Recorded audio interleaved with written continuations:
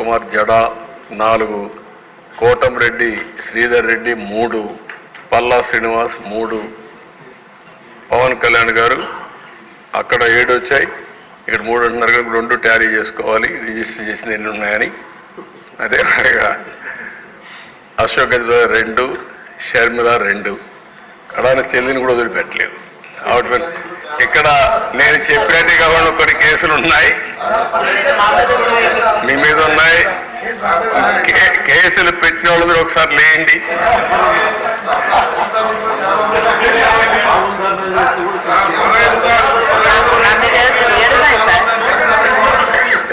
చూసారా దేశ 7 కేసులు ఉన్నాయి. అంటే రాజకీయ పోరాటం చేసిన వాళ్ళందరిపైన కేసులు పెట్టారు. అంటే ఇంకెప్పటికీ బయట రాకూడదు అనుకున్నారు, కానీ నేరుగా ప్రజలు ఆలోచించి అసెంబ్లీ పంపించారు అధ్యక్ష అందరినీ.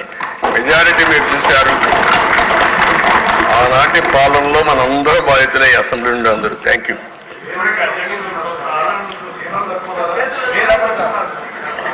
నెక్స్ట్ మీ ఇంట్లో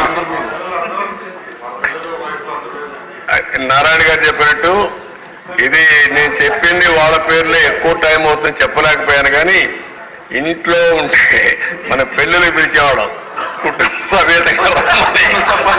ఇప్పుడు కుటుంబ పరివారం అందరిపైన కేసులు పెట్టారు. సపరివారం అందరి మీద ఒకరిద్దరు కాకుండా అందరిపైన కేసులు.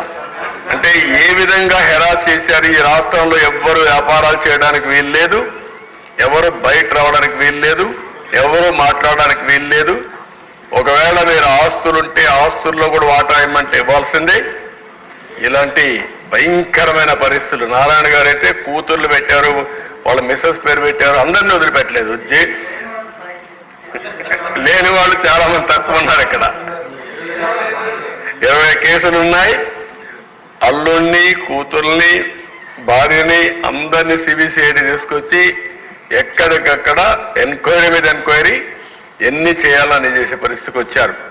ఇప్పుడే ఒక చంద్రమోహన్ రెడ్డి గారు చెప్తున్నారు, కేసులు లేని వాళ్ళు పుణ్యాత్ములు, వాళ్ళకు బోనస్ అది ఎవరున్నారు పైకి లేవని ఒకసారి చూపించడానికి.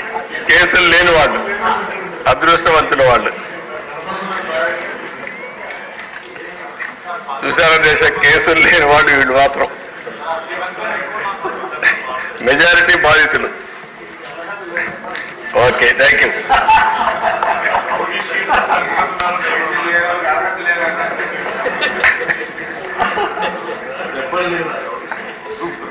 అధ్యక్ష ఇది ఒక కేస్ స్టడీ. అధ్యక్ష అంగళ్ళు, ఇది తంబళపల్లి నియోజకవర్గం, పొంగునూరు 2. ఇది ఒక కేస్ స్టడీ.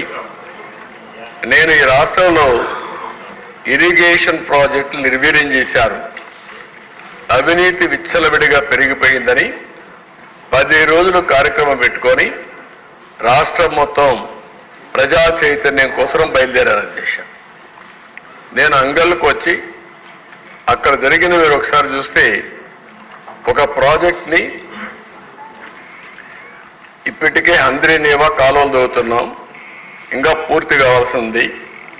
కానీ దానికి ప్యారలల్గా అది వదిలిపెట్టి దాన్ని పూర్తి చేయకుండా గండికోట నుంచి మళ్ళీ హంద్రీనేవాకి ఒక కాలువ తీసుకురావడానికి ఆనాటి మంత్రి పొంగునూరు ఎమ్మెల్యే అతని కంపెనీకి కాంట్రాక్ట్ ఇచ్చి పెద్ద ఎత్తున అవినీతి జరిగిందని అక్కడికి వెళ్ళాను. అధ్యక్ష అది నేను చేసిన నేరం.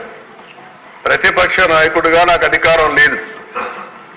అదే ఆనాటి పాలకుల యొక్క పెత్తందారి వ్యవస్థలో నేను అక్కడికి వెళితే అంగళ్ళలో నేను వస్తా ఉంటే కర్రలు రాళ్లు పెట్టుకొని నన్ను అడ్డగించి నా మీద దాడి చేసి నా మీదనే కేసులు పెట్టారు. అధ్యక్ష నా ఒక్కరి మీద కాదు అధ్యక్ష, అక్కడ 6 కేసులు మీరు ఒకసారి చూస్తే అంగళ్ళు సంఘటనలు 6, పొంగునూరు సంఘటనలు 7, మొత్తం రిజిస్టర్ చేసిన కేసుల్లో 286 మంది నిందితులు చూపించి అదర్స్ అనే పేరు పెట్టి 490 మంది అదనంగా కేసులు చేర్చారు. దిశ ఒక పెద్ద విచిత్రమైన పరిస్థితి. ఒక కేసు పెడతారు, 10 మంది ఎఫ్ఐఆర్ వేస్తారు, ఒక 5 మందిని వేస్తారు. అదర్స్ అంటారు. ఎవ్వరు దొరికితే లేకుంటే ఎవ్వరు రాజకీయ కార్యక్రమాలు చేస్తే వాళ్ళందరిని అరెస్ట్ చేసుకుంటూ పోతూ ఉంటారు. ఇంకా ఆ కేసుని అదే జరిగింది. ఇక్కడ మీరు చూస్తే మొత్తం ఎఫ్ఐఆర్లో మీరు చూసినప్పుడు ఒక నెంబర్, కొత్తగా చేసినటువంటి నిందితులు ఇంకొక నెంబర్, అరెస్ట్ చేసింది ఒక పక్క, ముందస్తు బెయిల్.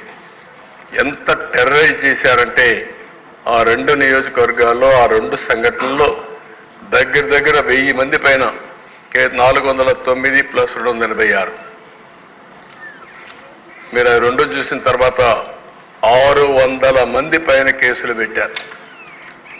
కేసులు లేనివాడు వెళ్ళాడు. చాలా మంది నెల, 2 నెలలు, 3 నెలలు, 6 నెలలు జైల్లో ఉన్నారు. ఎక్కడెక్కడో వెళ్ళిపోయి యాంటిసిపేటరీ బెయిల్ వచ్చిన తర్వాత తిరిగి వచ్చే పరిస్థితికి వచ్చారు. నెక్స్ట్ అధ్యక్ష, ఒక పక్క రాజకీయ నాయకులు, రాజకీయ పార్టీ కార్యకర్తల పైన, ఇంకొక పక్కన చూస్తే కరోనా సమయంలో మాస్క్ అడిగిన సుధాకర్, మంచి డాక్టర్, ఏ విధంగా చేశారో మీరు చూస్తున్నారు. సీనియర్ అధికారి, తర్వాత జడ్జి రామకృష్ణ పెద్దిరెడ్డి కుటుంబాన్ని విమర్శించారని ఆయన మీద దాడి చేసే పరిస్థితి. సీనియర్ ఐపీఎస్ అధికారి ఏబి వెంకటేశ్వరరావు 5 సంవత్సరాలు పోస్టింగ్స్ ఇవ్వకుండా లాస్ట్ డే కోర్టు ఆర్డర్స్తో జాయిన్ చేసుకునే పరిస్థితి వచ్చింది. ఇంకొక పక్కన వేతన బకాయిలపై ప్రభుత్వాన్ని అడిగిన నేరానికి